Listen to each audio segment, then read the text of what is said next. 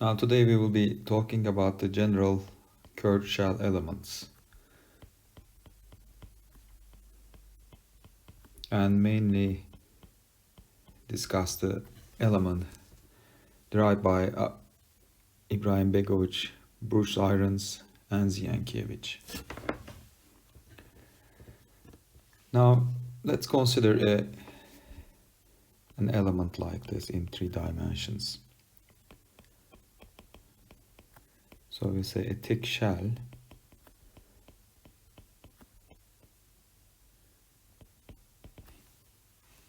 and for the most general case, let's draw it as a curved element.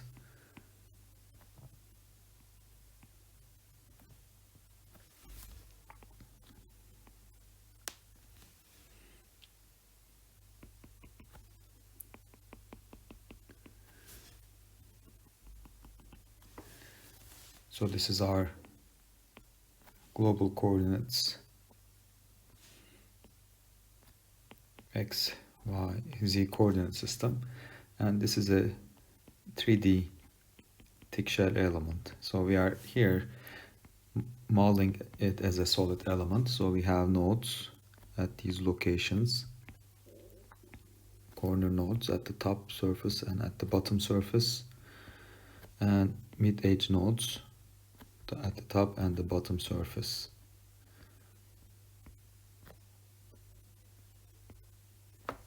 Okay. Now let's also show a mid-surface.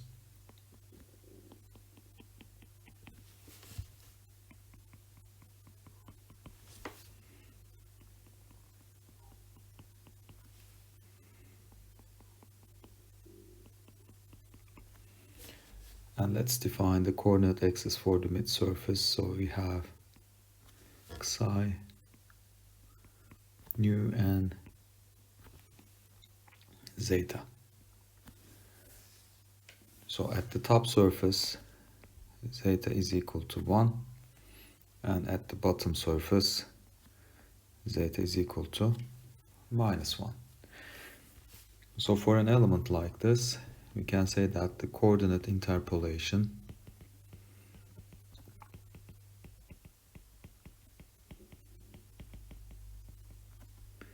can be done with the following formula. So x, y, z coordinate of any point can be interpolated by using ni 1 plus xi over 2 xi, yi, zi of the top surface plus 1 minus zeta over 2 and xyi, zi of the bottom surface. So here we are using an interpolation for the top and bottom surface, and we are combining it with the zetas. Okay, but our aim is here not to define this element with the top and bottom surface interpolations, but interpolate them by using the mid surface, so that we can just model such a thick shell by just modeling the mid surface of it. Okay, so for this purpose, this is what I'm going to do. So let's take a point somewhere here, and this is the point at the bottom surface, and this is the point at the top surface.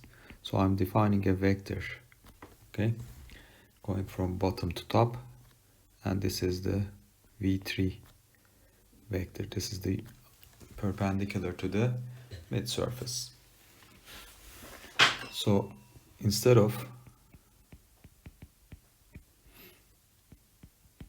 using top and bottom coordinates,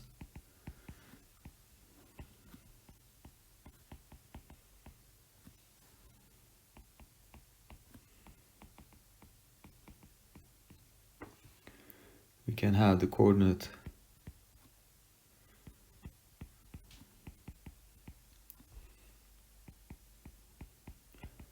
interpolation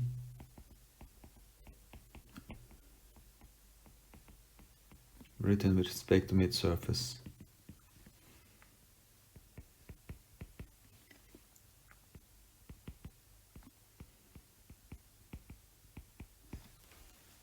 Okay, so in this case,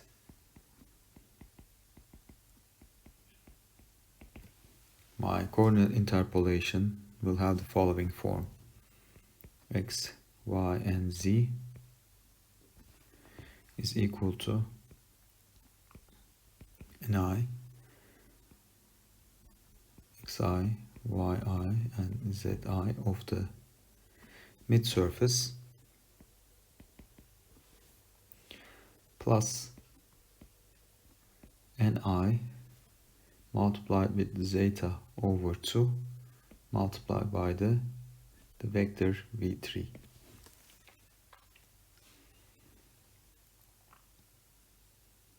And let's call this one equation star, and we can calculate the v3 vector as follows, assuming that the thickness has in unit coordinates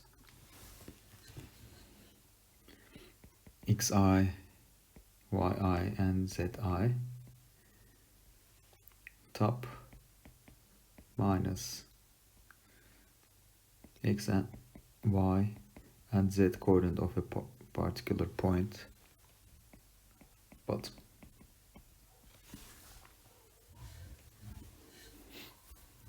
So what we did with this equation is as follows. So instead of defining the coordinates by using the top and bottom surface points, we just perform a coordinate interpolation of this 3D thick plate by using the mid-surface coordinates. So the nodes at the mid-surface plus an outward unit normal. So this helps us to model such a 3D thick shell element by just using the 2D planar coordinates. Okay, so let's write it as a node with equation star.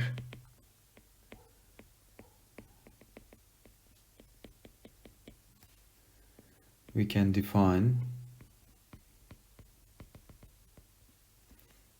coordinates of a 3D shell, 3D thick shell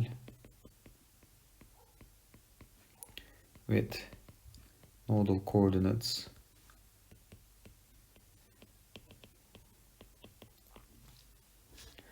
defined at the 2D or defined at the mid-surface nodes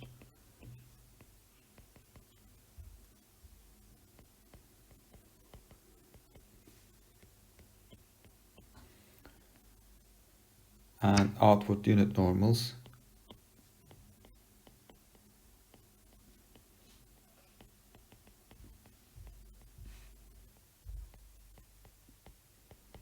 at the nodes. Okay, so this helps us to model any 3D thick shell element by just using a nodal coordinates at the mid-surface. So if we just generalize this approach for an element in Cartesian coordinate system,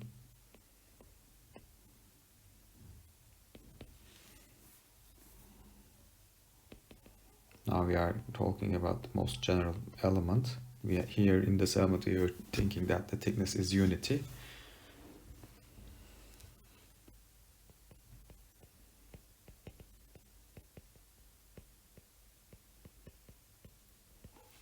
The interpolation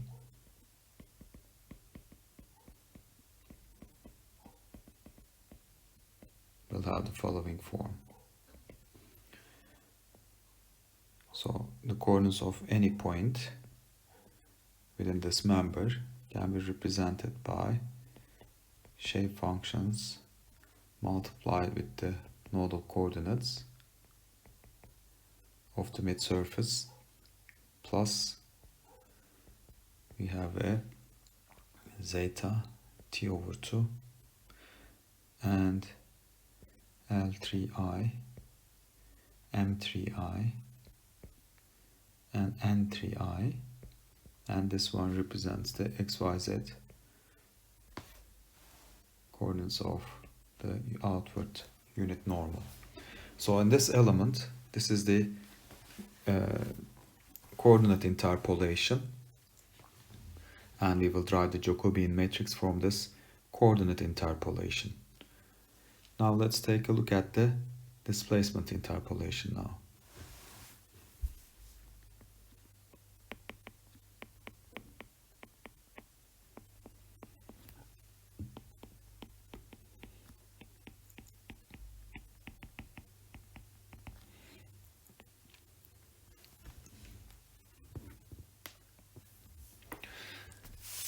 Now let's draw one of the corners of the element.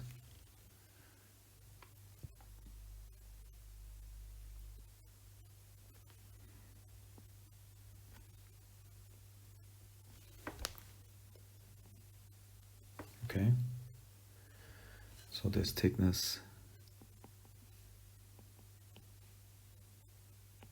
will be Ti, that's the thickness of this node. So let's also draw the mid surface.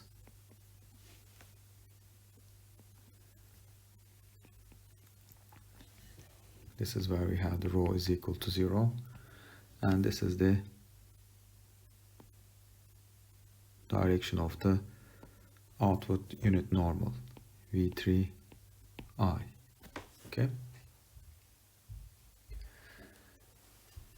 and we have a global coordinate system.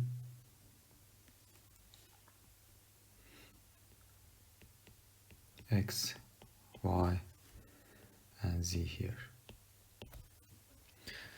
Now let's just again take a look at that V3. Let's first draw the global coordinate system. So this is the node I. That's the X coordinate, Y coordinate, and Z coordinate. So I have the V3 vector in this direction.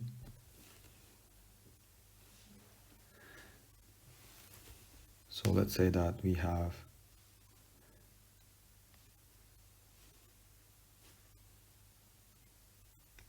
okay, that's V3I. Okay, now I will define another axis that's orthogonal to V3, the plane of V3. Okay, so in order to do that, what I'm going to do is as follows. I'm just calculating the V1 directions as follows.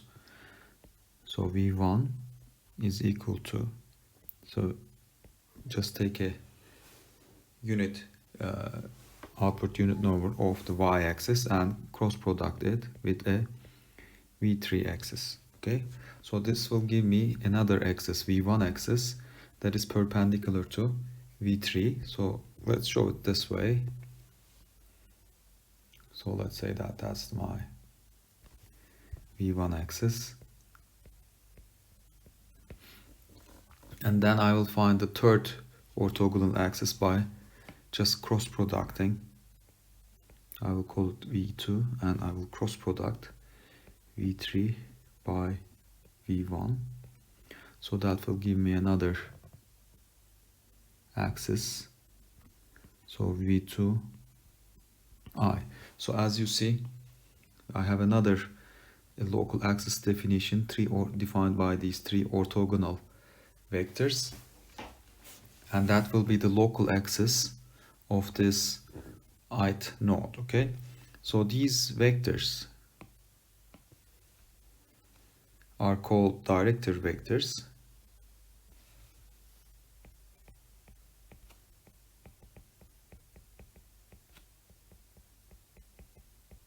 and what they do is they define a coordinate system for a single node.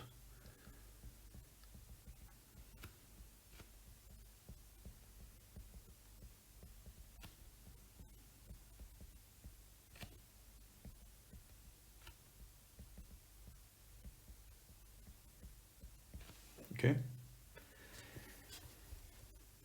Now we have another coordinate system that will be the local coordinate system of this node. Now what I'm going to do is I will define rotations. So rotations alpha I will be along v1 direction, and I have another rotation definition.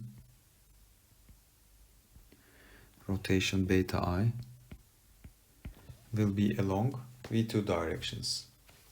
So I have two rotations now. I'll call them nodal rotations,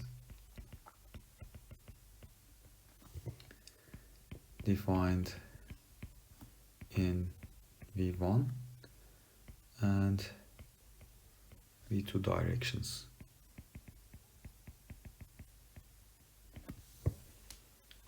Now with these new definitions, again, now let's take a look how we can define a translation of a particular point.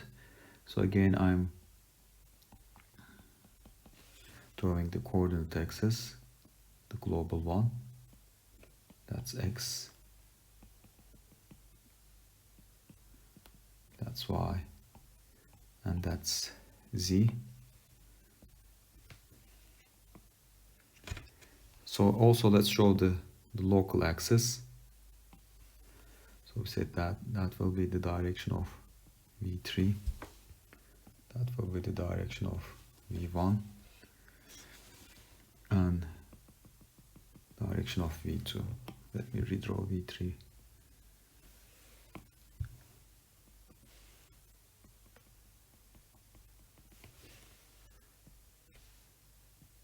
And we said that we will have rotations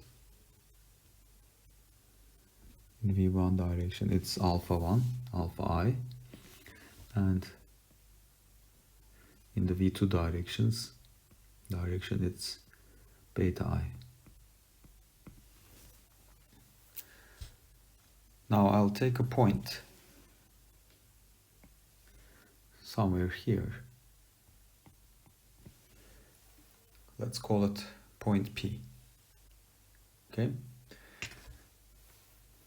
So the translation of this point, if it is in this direction, if it is in the v1 direction, can be calculated by, but let's also show the distance from the point I. So that distance is calculated by zeta times t over 2. Okay, so translation in the v1 direction can be calculated by beta I times rho times t over 2. Okay, and its translation in the v2 direction, so you just put your right thumb along alpha I direction, give a rotation, and you will see that it will translate in the following directions, and the magnitude of that translation will be equal to alpha I times zeta times t over 2.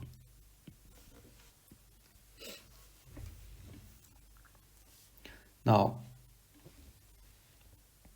so I can define the total translation of point P due to nodal rotations at I as follows, is equal to minus V2 multiplied by alpha I plus V1 multiplied by beta I multiplied by zeta times t over 2. Okay, so remember that these are the v1 direction.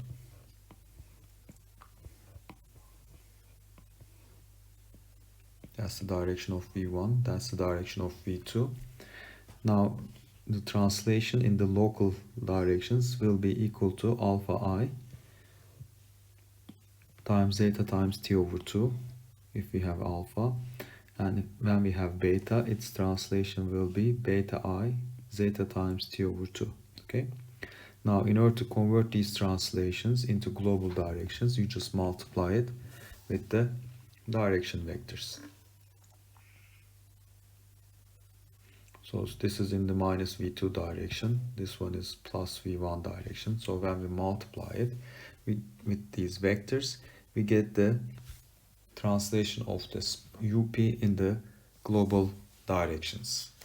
So what we did here is we added the effect of the nodal rotations at node I and how these nodal rotations will translate any point above and below the mid-surface, and it is the following interpolation.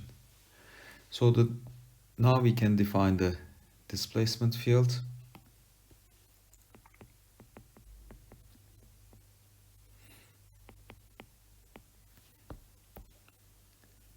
Let's just directly write it. So I have U, V, and W here is equal to Ni, Ui, Vi, and Wi. Remember that this portion of the interpolation describes the translation of the mid-surface.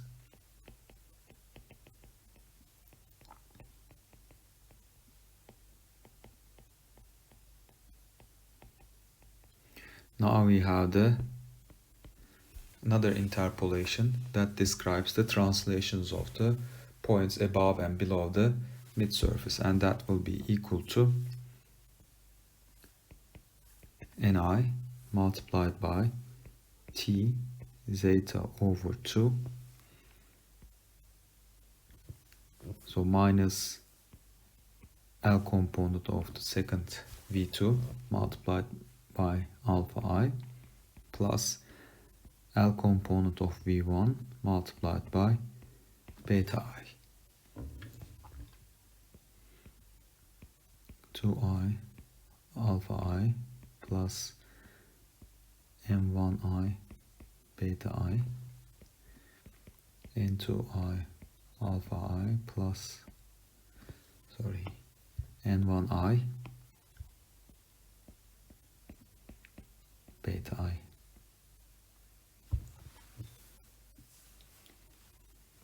So this is the translation of points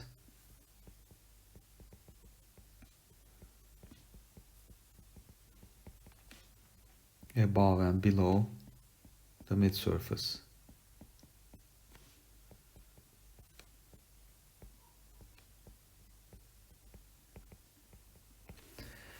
Now if you again think about it, this part represents the bending membrane action,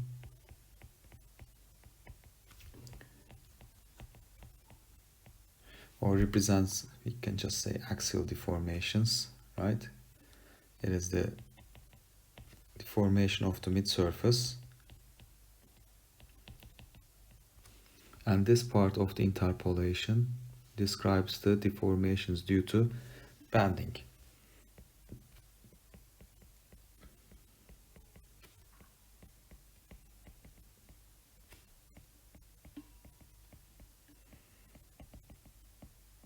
And also please note that at every node we may have a different V3, we may define a different V3, and in other words, every node has a different coordinate system. So each node has different director vectors.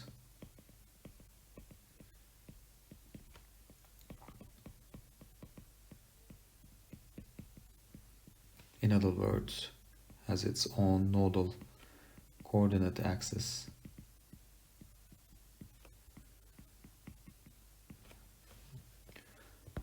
So think about a band shape of a shell. I'm just drawing one of the edges. So that's the mid-surface. So as you see, at every node.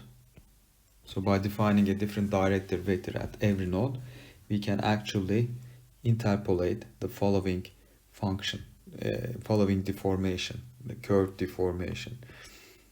So any point at this point above the mid-surface, for example, will be calculated by the combinations of these two director vectors. So with this approach, we can not only define band shape of the members, but with the following interpolation, this one also has different V3 vectors at every node. We can define a curved shape, okay, a curved shell element. So this interpolation helps us to define a curved element or a warped element. It doesn't matter, we can just change the V3 of every node. And with this approach, I can define a band shape by just using the director vectors defined at every node. Now, since we have the displacement interpolation, now we can write the strain displacement relationship.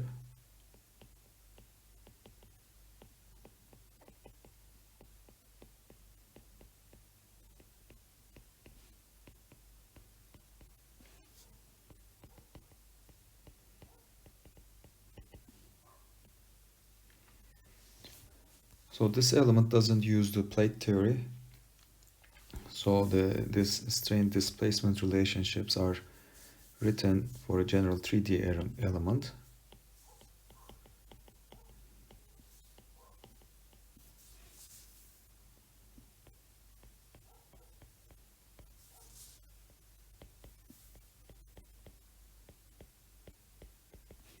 So if you look at the interpolation, we have only the translations. We don't have the rotation definitions in the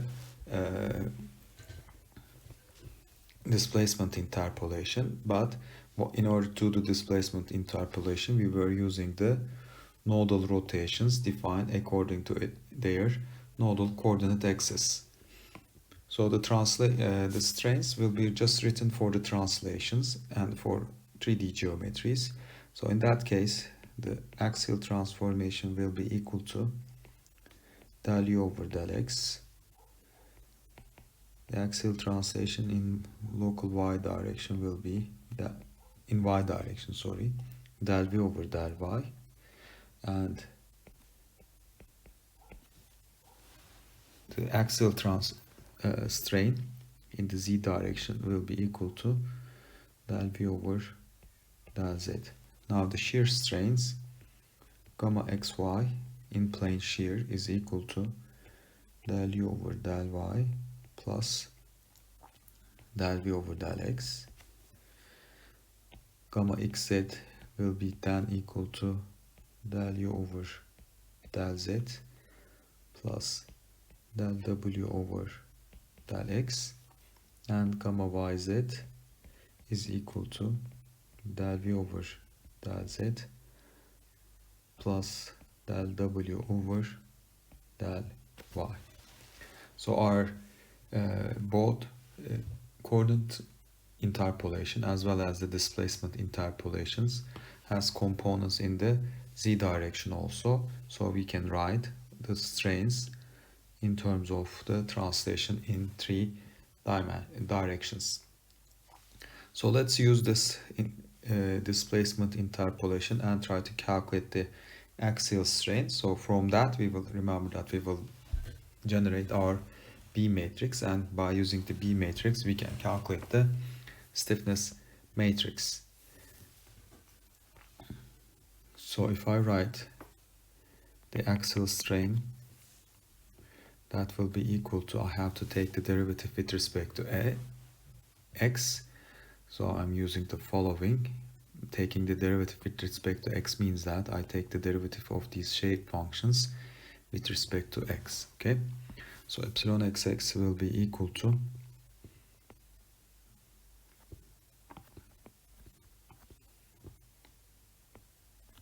del ni over del x multiplied by the translation in x direction plus del ni over del x multiplied by the thickness multiplied by zeta over 2, and I have minus L2 component of V2 vector multiplied with the nodal rotation plus L1 component of the V1 vector multiplied by the nodal rotation. So for a 4-node element, so you can have more nodes. I will just do the implementation for a 4-node element. This expression becomes equal to del n1 del x multiplied by u1 plus del n2 del x multiplied by u2 plus del n3 over del x u3 plus del n4 over del x u4. Then we have minus del n1 over del x t zeta over 2 L2 of the first node multiplied by alpha 1 minus del n2 over del x t zeta over 2 L2 of 2 multiplied by alpha 2, so you have to write it for the other two nodes, plus del n1 over del x t times zeta over 2 multiplied by L1 of the first node, sorry, it should be beta 1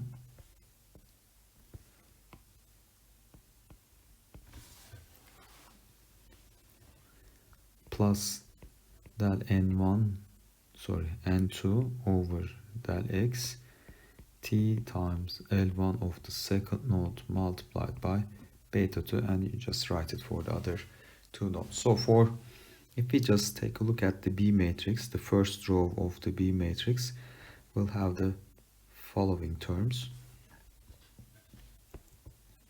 So del n1 over del x, for V1 it's 0, W1 it is 0.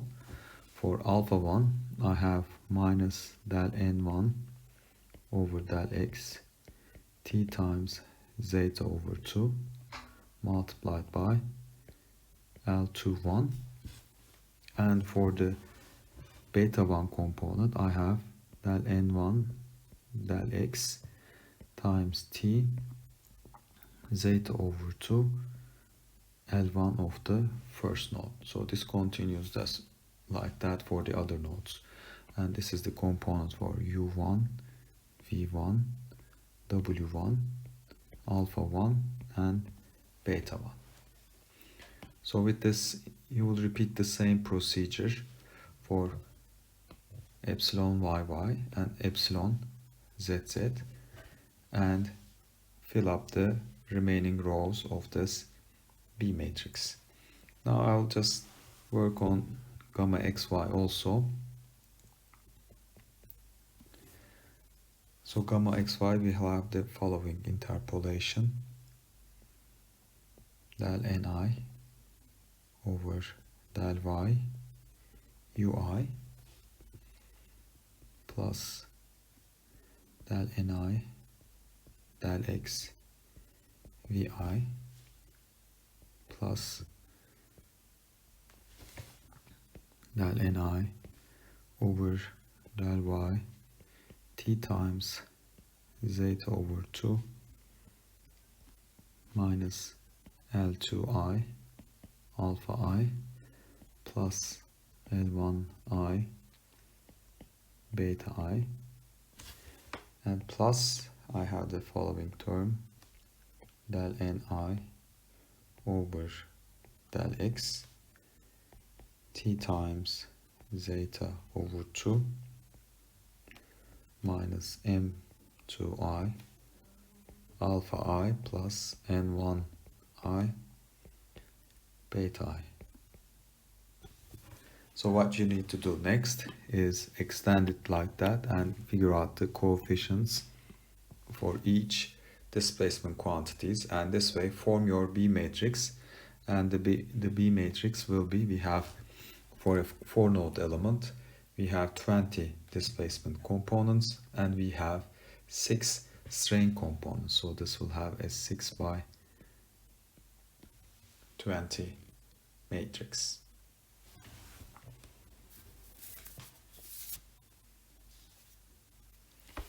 Now let's take a look at the constitutive relationships now.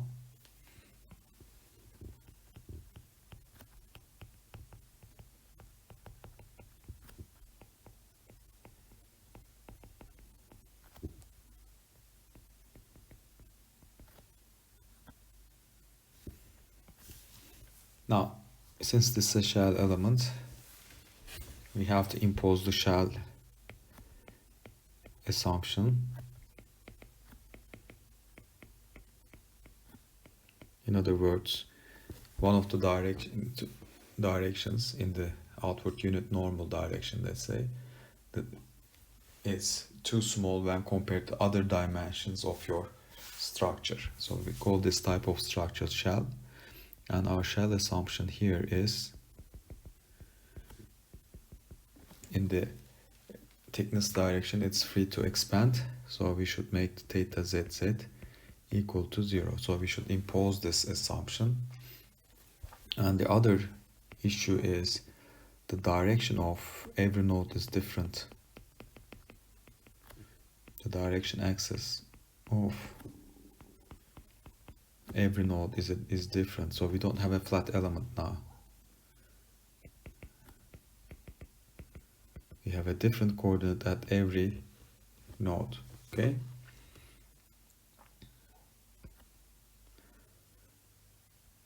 Thus, the material matrix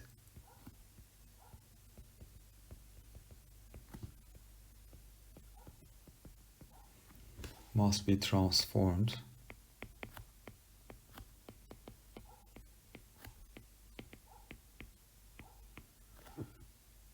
into shell-aligned coordinate system.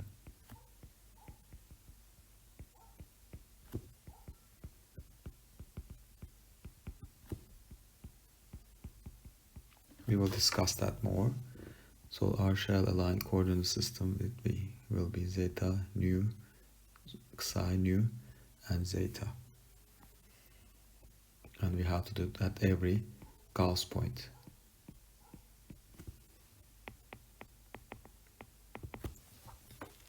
Okay, so every point, as we discuss on this element, since its curve has a different coordinate axis. And remember that we are doing the interpolations. All our interpolations are in the global coordinate system. So what we need to do is to transform every material matrix in such a way that they will be in the coordinate system of the point that we are integrating. Okay. So because of this reason, I will write the coordinate transformation as follows. So stress is equal to material matrix for the shell, and it's the transformed material matrix multiplied by the strains, where stresses are defined in the global coordinate system.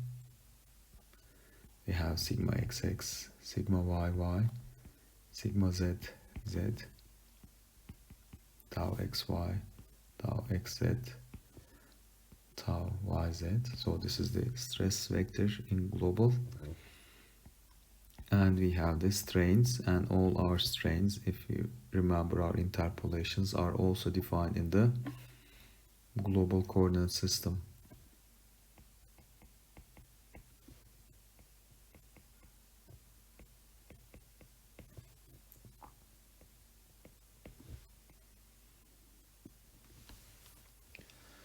So this material matrix will have the following form. We have a rotation matrix RSH transpose. So this is a fourth order tensor rotation matrix.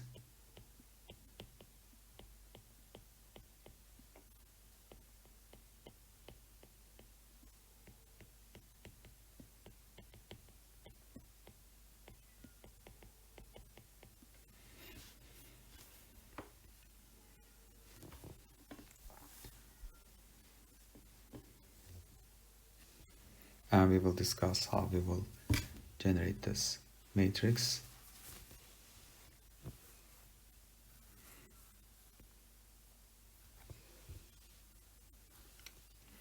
So I have E over 1 minus mu squared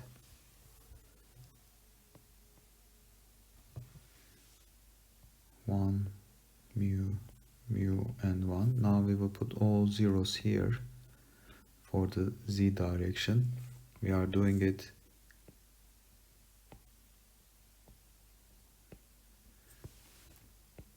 to impose sigma z equal to 0 condition.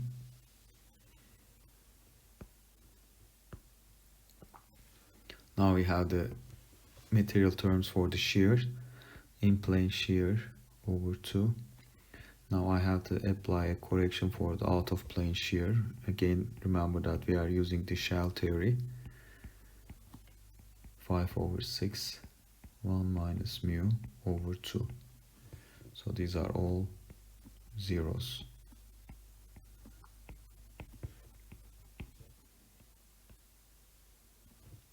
And then I have to multiply it with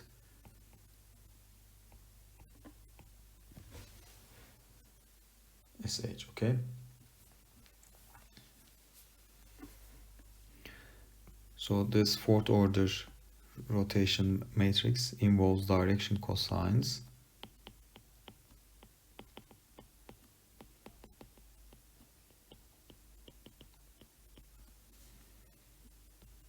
Of the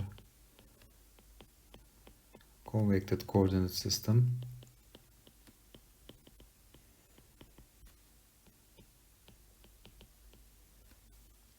at every integration point or Gauss point.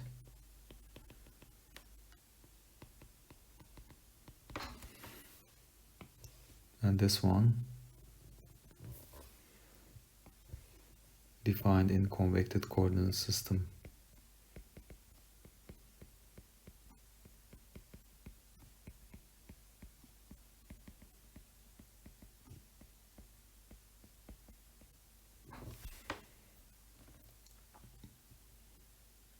Now let's see how we can determine the convected coordinate system.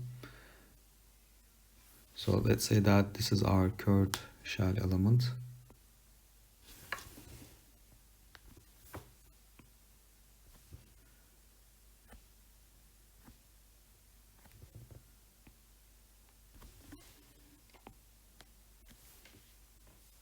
That's the mid surface.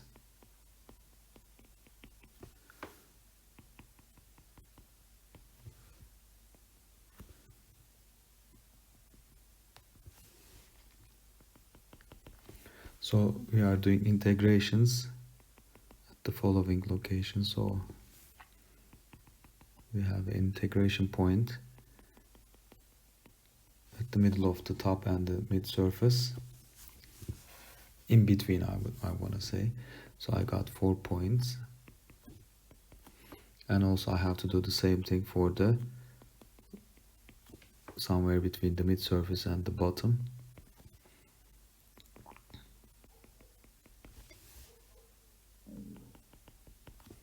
And we have some integration points there too.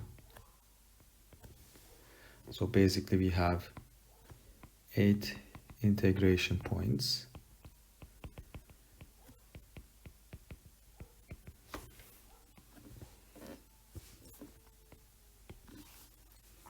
So let's take a look at the top surface or the integration surface between the mid surface and the top surface.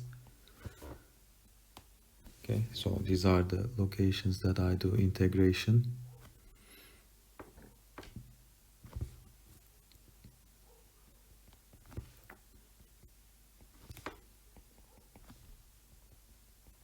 So since this is a curved element, at each point I have a different psi, nu, and zeta directions.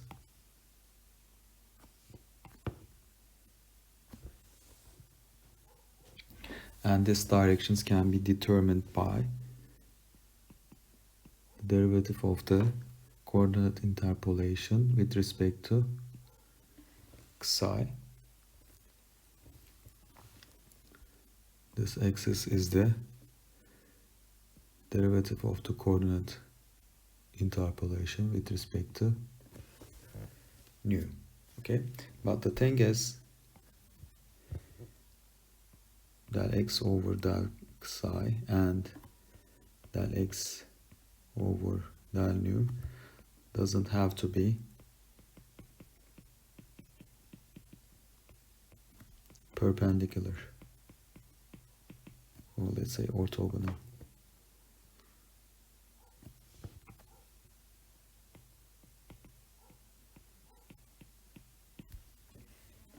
So what we do again is we cross product these two vectors, find an orthogonal n vector, use one of the local axes of the element or the global axis, do the cross product, get a one direction, and from that cross product it again with the nu, get your second orthogonal direction. So this is what we call the convected coordinate system at every node, and you can directly obtain these vectors.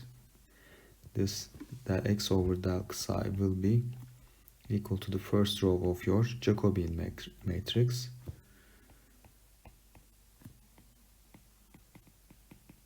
and that x over del nu will then be the second row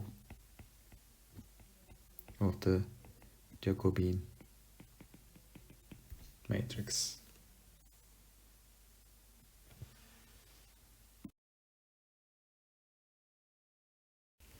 Now let's discuss the implementation of this general curve shell element. I will be using a 4-node element with the linear interpolation functions. Now remember that this was our coordinate interpolation, and we calculate the Jacobian matrix with this coordinate interpolation, and that's the way I calculated them. So we have the first part of the equation is right here, and the second part of the equation is right here. Okay, so we are using the outward unit normal v3, so these are the xyz component of it, and the coordinate matrix, and we do it for each Gauss point. Now the next step is the calculation of the local directions of each node. Remember that as an input we get v3, but for each v3 I have to calculate v1 and v2, and I do it for an element in here, or it could be for a single point. I did it in here, so it's easy to follow this one. The problem with this approach is if your v3 vector is parallel to y direction, then this approach won't work, so we put a check here. So if it's parallel, you just use, instead of using j, you use I, and that's it. If not, we calculate v1 by cross producting j with v3, it's right here, and then the v2 will be the cross product of v3 and v1, and that will be the output. So we know v3, and from this calculation we get v1 and v2. Now let's take a look at how we can calculate the strain displacement matrix. So this is the B matrix that we derived, but be careful that these are derived for with respect to the global coordinates, so I have to convert it into local coordinate, natural coordinate system. So let's rewrite the u. We said that u is equal to I is equal to 1 to 4. I have ni ui plus I is equal to 1 to 4 ni t over 2 zeta, and we have minus v2 I alpha I plus v1 I beta I. Okay, now in order to, and these are all written in with respect to the natural coordinate system, so in order to get del u over del x, I have to have Jacobian 1 inverse del u over del psi plus Jacobian 1 inverse del u over del nu plus Jacobian 1 inverse del u over del psi. Okay, so when you calculate del u over del psi, you have a term, this one and this term. When you calculate del u over del nu, again you have this term plus this term. So both these terms have alpha I and beta I in them. But when you calculate ui and psi, you don't have any translation term. This one drops. You only have this term zeta. There is no zeta here, and you have an I here. Okay. So while calculating del u over del x, I consider only these two terms right here. While calculating the del u over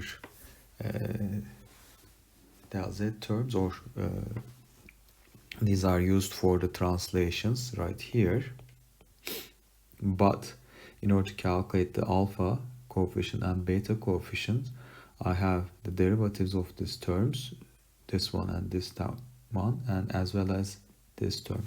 So that's why I'm using these g coefficients to calculate the derivatives with respect to for alpha I and beta I. So that's why they involve these terms also, j13, j23 and j33, because this term doesn't drop for alpha I and beta I. Okay, so I have gx, gy and gz calculated here. Now I have alpha x, alpha y and alpha z. So these values represents the coefficients in front of the alpha and beta parameters. So here coefficients multiplied by the derivatives with respect to global x, y and z coordinates, and that will give me the B matrix for a single Gauss point. Now we do Gauss quadrature, and the material matrix is typical here. We just make sure that this is equal to 0, and we have the correction factors here. Now for the material rotation matrix, remember that for each Gauss point I have to do a transformation. So I have the directions of this psi and nu is equal to del x over del psi, del x over del nu. So I'm just defining two vectors. Remember that this is equal to the first row of the Jacobian matrix. This one is equal to the second row of the Jacobian matrix. So I'm just calculating Vd psi, Vd nu. Cross product will give me this direction, and then rest is the same way I'm calculating the nodal coordinate system of a node. I'm using the same algorithm and determine V1 and V2. And this is the fourth order transformation matrix. So these are for each one I have the L, M and N components of the unit vectors, and that's a typical transformation matrix for a fourth order tensor.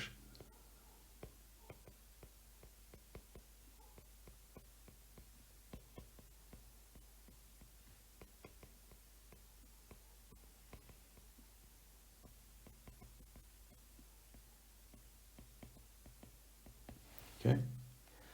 Now we generated all our matrices. Now we have to do integration. So it's a 8-point integration. So we calculate the Jacobian for every Gauss point. Calculate the rotation metric for the material transformation. Do the material transformation. Get the strain displacement relationship, and the rest is very exactly the same procedure. Now if you continue, again this is very typical. Now this time we have 5 nodes per node. So I'm just modifying my algorithms accordingly. And each element will give a 20 by 20 stiffness matrix. So that's the assembly routine and the solution. Now let's take a look at the results.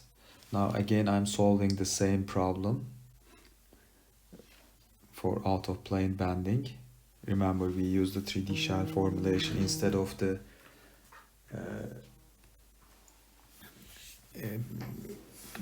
plate bending theory. So I'm solving it as a plate now. So I'm just applying the loads as follows. And then let's take a look at the results. So I'm obtaining the following displacements. And remember that we solved the same problem with the quadrilateral plate element. And if I use 2-point Gauss integration for the shear calculation, the displacement that I will get is exactly what I got here. So the bending part, I mean, we did a different formulation, is exactly the same as the thick plate formulation. And since we have to use a 2-point integration, the element locks. So we get exactly the same results with the thick plate element with the shear locking. Now let's check the membrane action. So the membrane action is, again, I'm solving the same problem. This time I'm getting the following displacements. Again, these are not good displacements. And let's take a look at our previous solution with the quadrilateral bilinear membrane element. So these are the tip displacements, and as you see, it's exactly the same.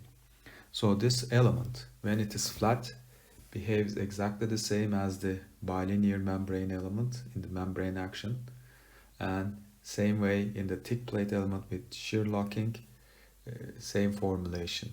The advantage of this element, you can model any curved geometry with this element. Disadvantage, of course, a very bad disadvantage, it locks in both bending action and membrane action.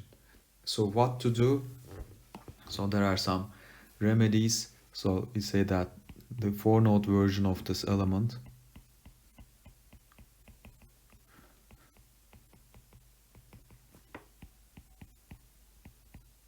locks in both membrane and bending actions.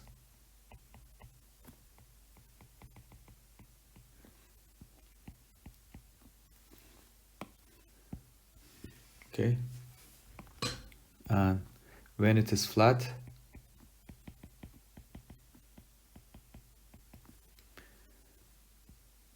axial behavior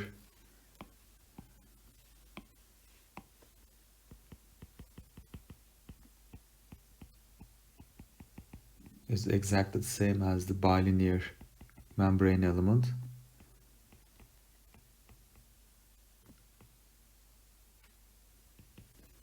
And bending behavior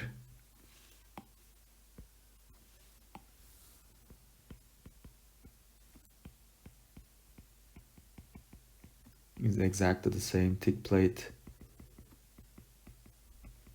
with shear locking. Remember, we use the bilinear interpolations for that. So what to do? Use higher order elements if you want to do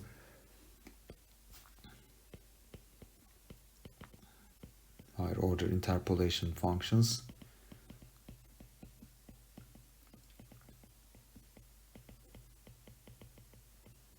To avoid locking.